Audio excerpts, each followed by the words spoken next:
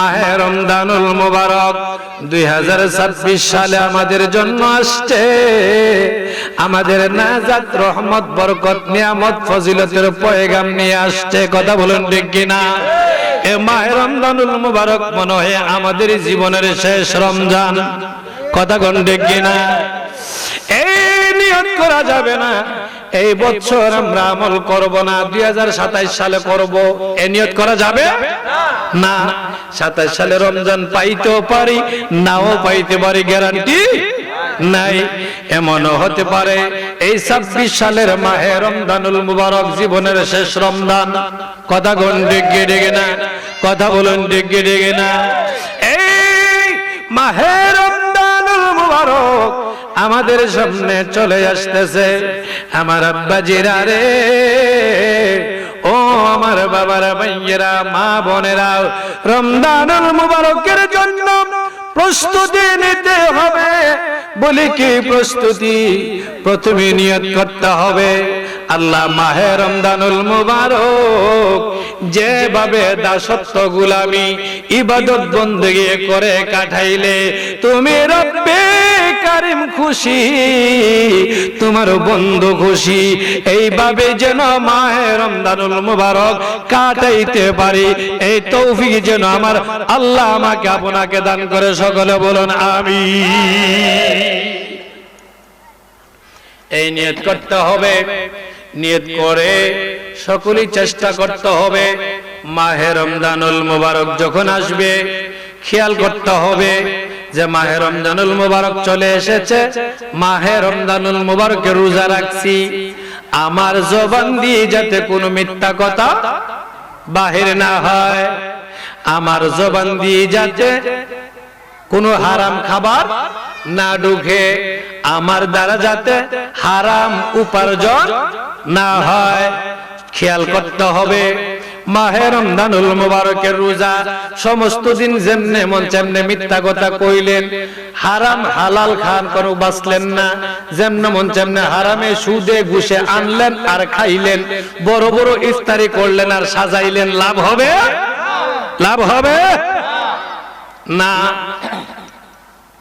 রব্বে কারীম আপনাকে যতটুকু তৌফিক দিয়েছে হালাল খানা লইয়া,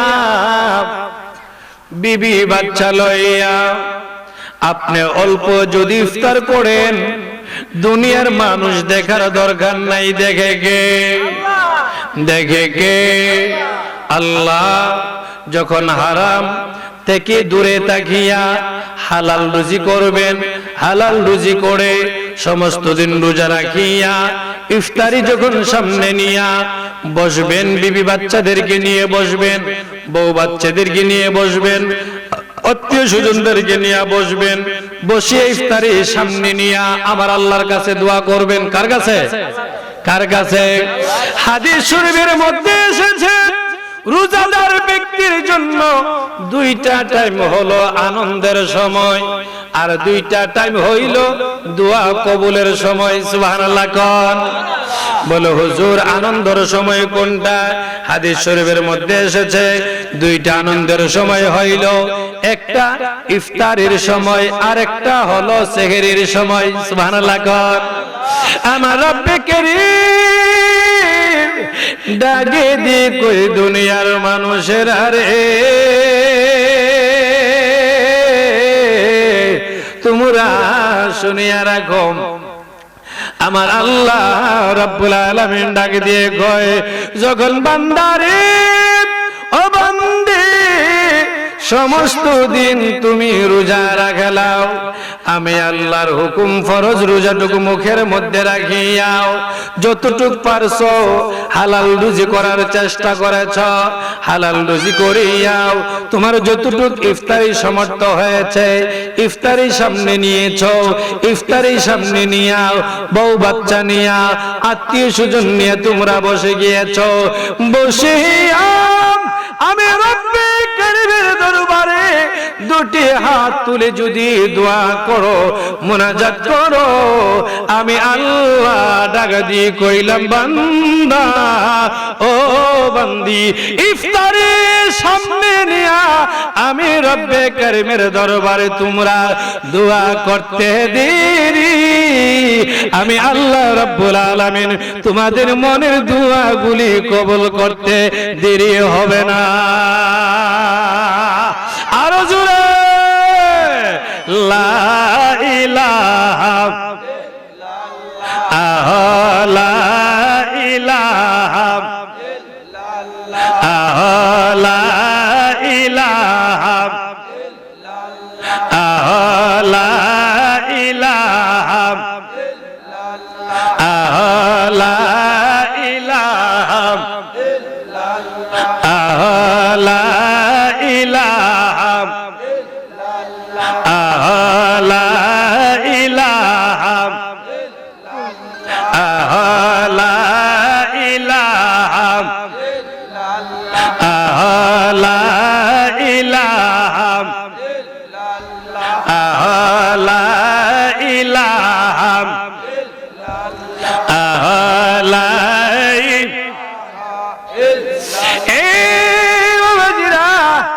একটা দোয়া কবুলের সময় হলো ইফতারের সময়, আর একটা দোয়া কবুলের সময় আনন্দের সময় হলো সেহরের সময়।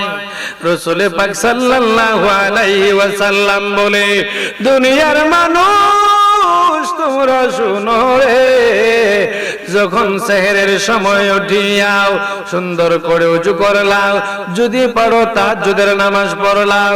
ও আল্লাহর মায়ের বান্দারা বান্দিরা শোনো, তাহাজ্জুদের নামাজ পড়ার চেষ্টা করবেন, তাহাজ্জুদের নামাজ পড়বেন। যদি সম্ভব হয় তাহাজ্জুদের নামাজ পড়ে সুন্দর করে বউ বাচ্চাদেরকে নিয়ে, বিবি বাচ্চাদেরকে নিয়ে, ঘরের ফ্যামিলির মানুষদেরকে নিয়ে একসাথে সেহরি খাবার জন্য বসবেন। আমার আল্লাহ ডাকা দিয়ে কয়, বান্দা রে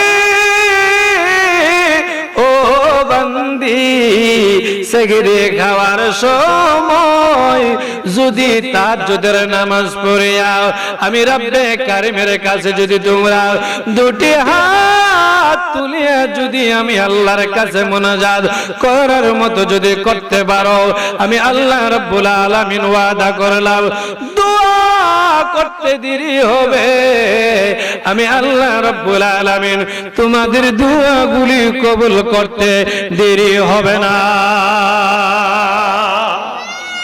তাহলে আমার বাবাজিরা ভাইয়েরা, মাহে রমজানুল মুবারক সামনে, আমরা নামাজ পড়তে হবে। কথা বলেন ঠিক কিনা? নামাজ পড়তে হবে, তাহাজ্জুদ পড়তে হবে। আমরা সুন্দর করে মাহে রমজানুল মুবারকের রোজা রাখবো। যদি আমরা মাহে রমজানুল মুবারকে আসার পরে যদি আমরা আনন্দ নিয়ে যদি মাহে রমজানুল মুবারকের সঙ্গে যদি আমরা ভালো ব্যবহার যদি করতে পারি, আমার আল্লাহ রাব্বুল আলামিন ডাকে দিয়ে কয়ে, বান্দারে বান্দি, মাহে রমজানুল মুবারক শেষ হইবার আগে মাহে রমজানুল মুবারক গুলির রোজাগুলিরে সাক্ষী রাখিয়া, তারাবিরে সাক্ষী রাখিয়া, আমি আল্লাহ রাব্বুল আলামিন তোমাদের দুনিয়ার শান্তি পরকালের মুক্তি দান করিয়া, জীবন জিন্দেগান উজালা করিয়া, জীবনের গুনাহগুলি আমি আল্লাহ মাফ করে জান্নাতি বানাইয়া দিব। নামাজ পড়তে হবে কি হবে না? রোজা রাখতে হবে কি হবে না? প্রশ্ন আসে, হুজুর মাহে রমজানুল মুবারক আমরা আসবে, আসার পর মাহে রমজানুল মুবারকের রোজা রাখবো, দাসত্ব করব, গোলামি করব, ইবাদত করব, বন্দেগী করব, তার প্রতিদান কি? তার প্রতিদান আল্লাহ তাফসীরের মধ্যে এসেছে, আল্লাহ কি যে দিবে আল্লাহ নিজেই ভালো জানে। সুবহানাল্লাহ। কোন মাহে রমজানুল মুবারকের রোজা পাইয়া যদি কোনো বান্দা, যদি কোনো বান্দি খুশি হইয়া মাহে রমজানুল মুবারকের রোজা রাখে, সুন্দর করে তারাবি পড়ে, সেহরি খায়, ইফতার খায়, সুন্দর করে তাহাজ্জুদ পড়ে, মিথ্যা কথা না বলে, হক হালাল হারাম মেনে বেঁচে চলে, মাহে রমজানুল মুবারকের সঙ্গে যদি ভালো ব্যবহার করতে পারে, আমার আল্লাহ বলে ওই বান্দা বান্দির জন্য আমি রব্বে কারীম অনেক পুরস্কার রেখেছি, এর মধ্যে সর্ব উত্তম পুরস্কার হলো আমি আল্লাহ রোজার প্রতিদান আমি নিজে হাতে বান্দা বান্দিরে দান করুন। আর জোরে আল্লাহ নিজে হাতে কি যে দিবে আল্লাহ ভালো জানে। সুবহানাল্লাহ কর। বাবাজিরা আমার, বুনিয়াল ইসলামে আলা খামসা শাহাদাতু আল্লাহ ইলাহা ইল্লাল্লাহ। ইসলামের বেনা কয়টা? পাঁচটা। ইসলামের খুঁটি কয়টা? স্তম্ভ কয়টা? শাহাদাতু আল্লাহ ইলাহা ইল্লাল্লাহ। সর্বপ্রথম হলো ঈমান, কালিমা লা ইলাহা ইল্লাল্লাহ মুহাম্মাদুর রাসূলুল্লাহ সাল্লাল্লাহু আলাইহি ওয়াসাল্লাম। তারপরে হলো নামাজ, রোজা, হজ, যাকাত। কয়টা হইছে? পাঁচটা। কয়টা হইছে? পাঁচটা। নামাজ, হজ, যাকাত, তাসবিহ, তাহলিল, দাসত্ব, গোলামি, ইবাদত, বندگی, পর্দা, পশিদা, আমরা যাই কিছু করি না কেন কোনটার প্রতিদান আল্লাহ নিজে হাতে দিবে এমন কোন ডিক্লারিটি দেই নাই। শুধু মাহে রমজানুল মুবারকের রোজার প্রতিদানটা আল্লাহ নিজে হাতে দিবে, এটা ডিক্লার দিয়েছে। আরো জোরে বলি সুবহান। প্রশ্ন বল হুজুর কারণটা কি? আপনি রোজা রাখছেন, রোজা বাদ দিয়া আপনি নামাজ পড়ছেন, হজ করছেন, যাকাত দিচ্ছেন, তাসবিহ করছেন, তাহলিল করছেন, দাসত্ব করছেন, গোলামি করছেন, ইবাদত করছেন, বندگی করছেন, এইগুলির প্রতিদান আল্লাহ নিজে হাতে দিবে এমন কোন ডিক্লার দেন নাই। শুধু ডিক্লার দিয়েছে রোজার প্রতিদানটা আল্লাহ দিবে নিজে হাতে। এর মানে কি? যত ইবাদত বندگی করেন সবগুলির মধ্যে দুনিয়া সন্তুষ্টিও হইতে পারে, আল্লাহ সন্তুষ্টিও হইতে পারে। কথা বলেন ঠিক কি ঠিক? আমি নামাজ পড়তেছি, সবাই আমরা নামাজ পড়ি কারে খুশি করার জন্য? কারে খুশি করার জন্য? আচ্ছা, আমরা যারা মসজিদে যাই আর আল্লাহকে সন্তুষ্টি করার জন্য সবাই যদি মসজিদে যায় নামাজ পড়ি, তাহলে মুসল্লিদের জুতাগুলি চুরি করে কেডা? বুঝা গেল আল্লাহ সন্তুষ্টির জন্য সবাই মসজিদে যায় না। কেউ নামাজ পড়ি আল্লাহ সন্তুষ্টির জন্য, কেউ নামাজ পড়ি মসজিদে যায় দুনিয়া সন্তুষ্টির জন্য। কেউ হজে যায় আল্লাহ সন্তুষ্টির জন্য, কেউ হজে যায় দুনিয়া সন্তুষ্টির জন্য। কেউ যাকাত দেয় আল্লাহ সন্তুষ্টির জন্য, কেউ যাকাত দেয় দুনিয়া সন্তুষ্টির জন্য। আল্লাহ বলে প্রত্যেক ইবাদতে দুই নম্বরই আছে, আমি খোদাকে সন্তুষ্টি করার জন্য হইতে পারে, দুনিয়া সন্তুষ্টির জন্য হইতে পারে। এই জন্য এইগুলির প্রতিদান আমি আল্লাহ নিজে হাতে দিব এমন কোন ডিক্লার দেই নাই। কিন্তু মাহে রমজানুল মুবারকের রোজা যারা রাখলো তারা দুনিয়া সন্তুষ্টির জন্য নয়, তারা যেন একমাত্র আমি আল্লাহকে সন্তুষ্টি করার জন্যই রোজা রাখছে। ওই রোজার মধ্যে কোনো দুনিয়া সন্তুষ্টি দান্দা মান্দা চলে না। এই জন্য আমি আল্লাহ রোজার প্রতিদানটা নিজে হাতে দিব। বলো হুজুর কেমন ভাবে? দেখেন, আমরা মাহে রমজানুল মুবারকের রোজা যদি মনে করেন যে আমি রাখতাম না, দোকানে বসে যদি আমি খাবার খাই, মানুষ আমারে দেখবে, মানুষ কাছ থেকে না দেখার জন্য তাদের কাছ থেকে আড়াল হইয়া আপনি ঘরের ভিতরে আইসা দরজা লাগাইয়া খাইলেন, দুনিয়ার বাজারের মানুষ দেখবে? দেখবে না। দেখবে কে? আল্লাহ দেখবে এবং ঘরের ফ্যামিলির মানুষ দেখবে নাকি? আপনি যদি মনে করেন যে দুনিয়ার বউ বাচ্চারও জানাইতাম না, আমি গোসলের মধ্যে নামলেন, এ মাহে রমজানুল মুবারকের রোজা রাখিয়া সমস্ত দিন মানুষে কাজ করে, পরিশ্রম করে, মাটি কাটে, গাছ কাটে, জমিন চাষ করে, ধান কাটে, সমস্ত দিন কাজ করিয়া আসরের পরে গোসলের সময় পুকুরের মধ্যে, ফুসকুনির মধ্যে, পানির মধ্যে, নদীর মধ্যে, সাগরের মধ্যে গলা পানিত, আডু পানিত লামলেন, বুক পানিত লামলেন, লামিয়া ডুব দিয়েছেন। ওই সময় যদি মনে করেন দুনিয়ার মানুষকে দেখাইতাম না, আমার বউ বাচ্চারও দেখাইতাম না, পেটটা বইরা ডুব দিয়া পানি খাইলেন, কেউ দেখবো? কেউ জানবো? খাননি? কেন খান না? আল্লাহ দেখবে। কে দেখবে?